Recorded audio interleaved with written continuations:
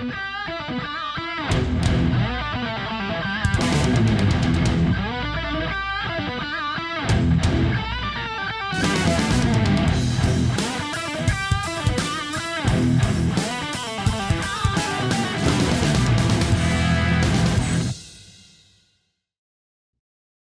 my name is Rich Howard, owner of Architectural Builder Supply. In this video, we're going to make a lock for a thick wooden door. The overview of what's happening is they've got an unusually thick door. I think it's 4-inch.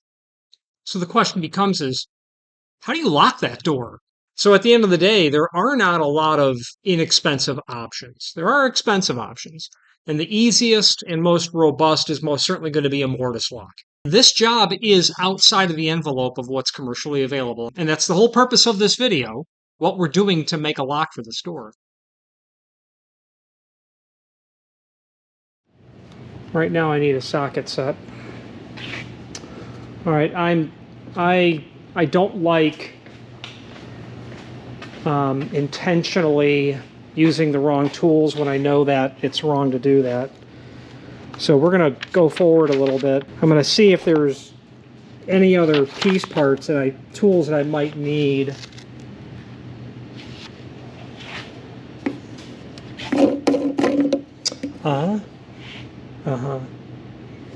Okay, yeah, this is going to have to come off to run a smaller diameter. I don't have an 8-inch roll, 8-inch roll of wire here, and frankly, for the amount of welding I do, this is going to be a good long supply of it. So we'll have to pull that off. I'll need a wrench or a socket for that, not a problem. Pliers, 1/2-inch wrench. Threading the wire through, that's easy peasy. That's just setting it up. We're not doing gas.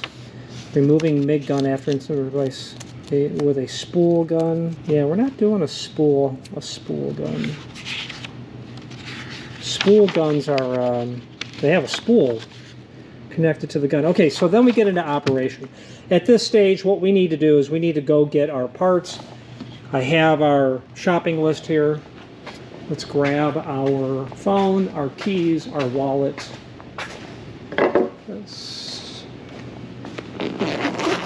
We're going to take this with us, so we know what we can do with that. We're going to stop and get our bench grinder as well.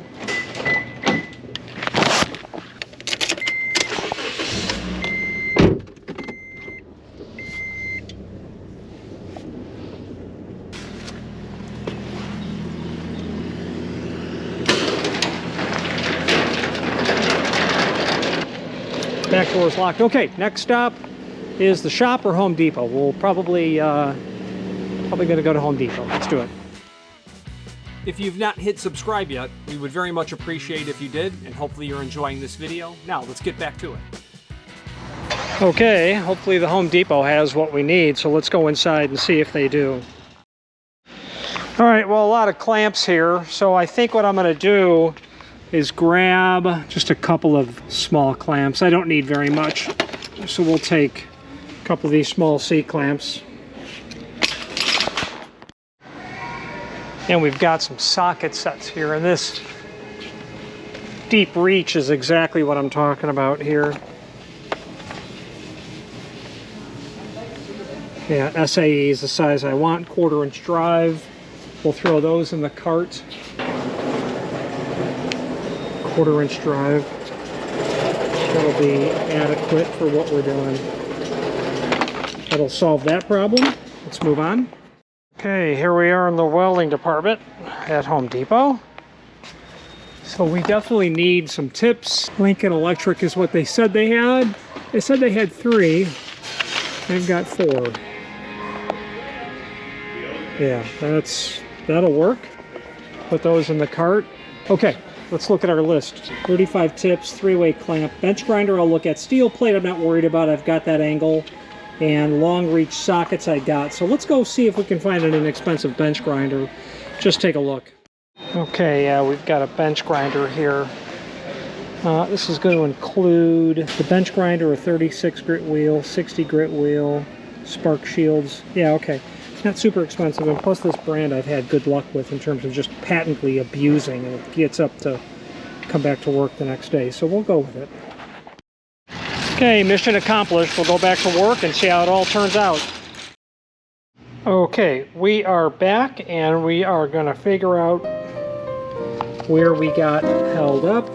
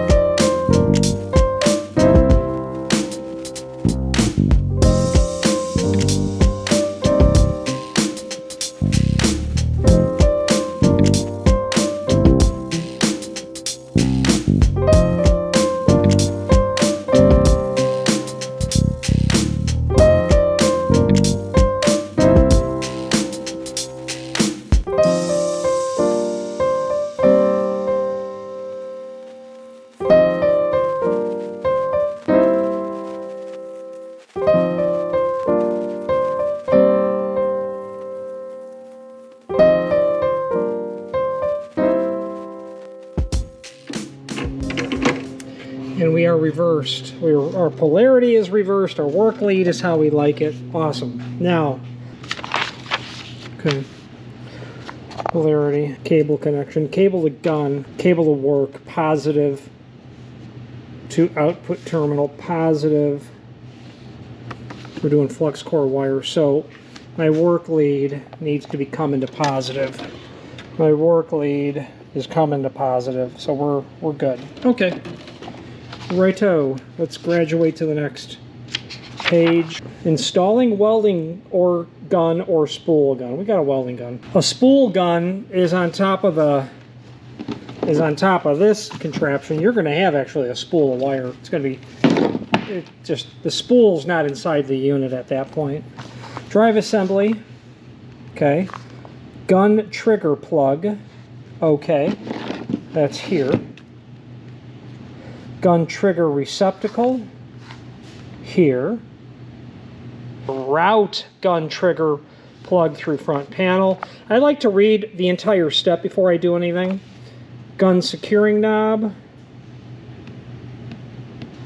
Gun end. Loosen knob. Gun secure. There's only one thing here that's called a knob. That's number 4. So loosen that. Insert end of gun through opening in front panel until it bottoms against drive assembly. All right, they're referring to this, so let's cut this off. We're going to loosen and then insert. Let's get our tool again.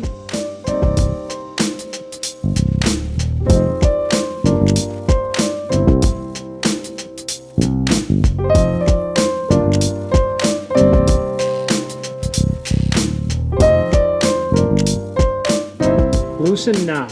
This is the knob. I'm going to loosen that. It's loose. Loose and not coming off. Knob. Insert end of gun through opening in front panel until it bottoms against drive assembly. Alright. Let's put this on its side. Better inspect what's happening.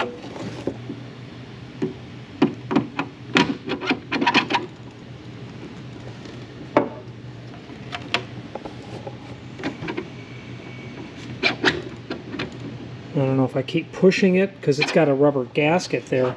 I imagine I'm going to push it all the way through. Be sure that gun end is tight against drive assembly. Incorrect installation will have adverse effects on gas flow. Righto. 5, correct. Incorrect. Yeah, they're showing us push it all the way in. Right now I've got it like this, and that's not right. So let's push it all the way in. If you've not hit subscribe yet, we would very much appreciate if you did, and hopefully you're enjoying this video. Now, let's get back to it. Giving it a little rotational twist gets it to come all the way in. Now I can tell I'm tight. It does not tell me to tighten that knob. Oh, tighten knob. Yeah, it sure does. Tighten knob and close door, in fact, is what it says. I'm going to hold the gun lead tight this way. Put pressure on it and tighten that knob. Alright, okay, what's up next? Changing drive roll or wire inlet guide. Inlet wire guide is 1. That's the inlet wire guide right here. Right there. Remove guide by pressing on barbed area or cutting off one end near housing and pulling it out from the hole. Push new guide into hole from rear until it snaps in place. Well, we don't need to do that. This is a brand new tool. There's no reason to remove that. Changing drive roll or wire inlet guide. We're not... Okay, so we're fine. Drive roll. The drive roll I think we have to change or reset. The drive roll includes 3 different sized grooves. Aha. Yeah, so right. The perimeter of this is going to have 3 different groove sizes. Alright. The text aligned with the drive roll retaining pin indicates the selective groove. See section 512. 512.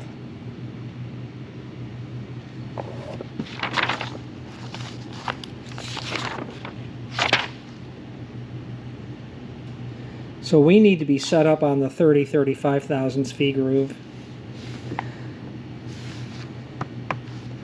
Retaining pin. To secure drive roll, locate open slot and push drive roll completely over retaining pin, then rotate drive roll to desired slot. So let's see what we're doing here. So as far as I can tell, we're actually already set exactly how we need, because that pin is right on my 35 thousandths. So look at us. However, I'm not in love with that. I don't like how it doesn't appear as if the wire is right in that V slot.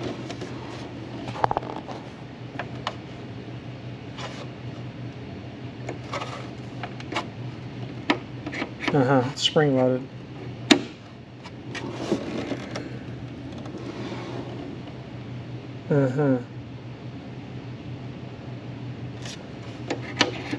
Alright, that's off. That's 24 thousandths, I think. And that's got me set all the way over here. Okay, so let's go to the next step, which I think is...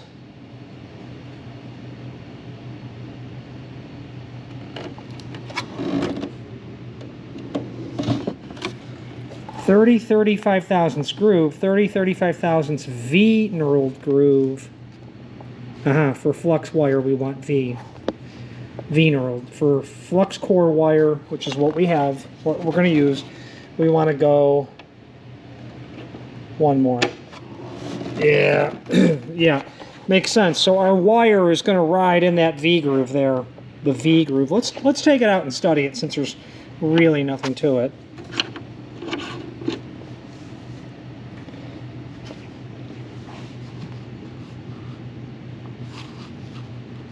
.24 thousandths on the left, 30/35 thousandths groove, 30/35 thousandths V knurled groove for flux core.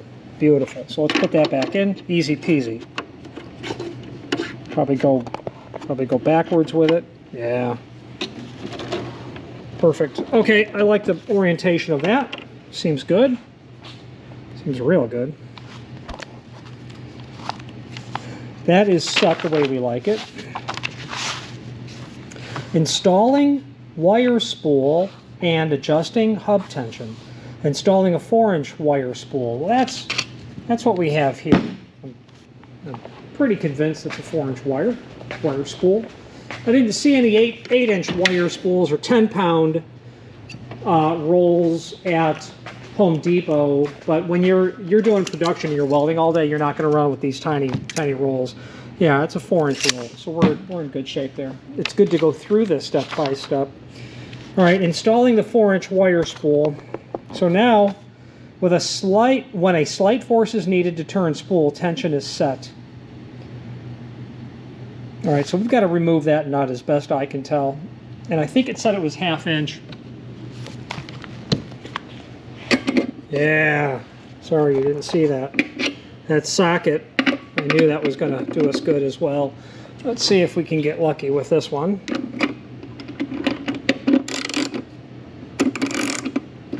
Beautiful. This is the adapter for the 10-pound roll.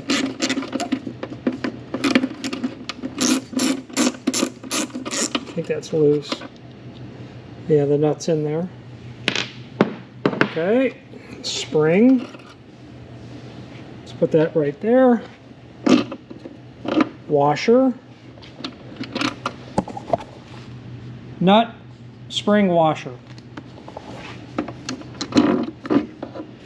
There's my washer. There's my drive adapter. And I guess we're going to put that sucker right on here. That's what we're going to do.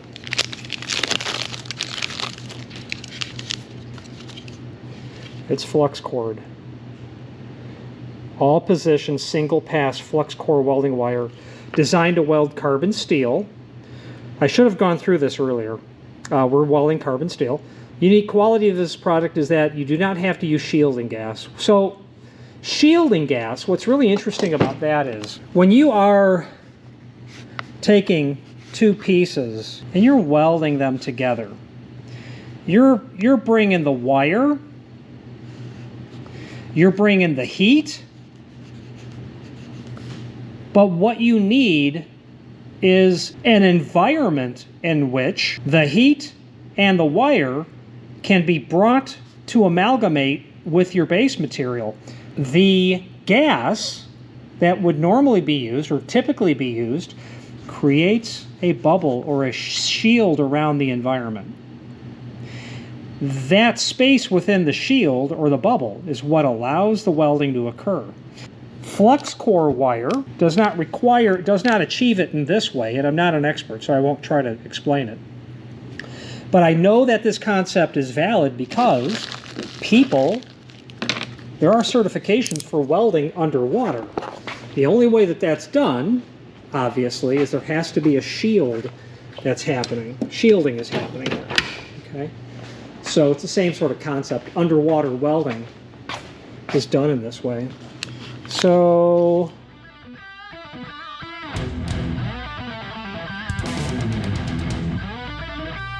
again, thank you for watching, and if you've enjoyed this video, please click thumbs up, please subscribe, and maybe even send the video to someone that you know. Thank you.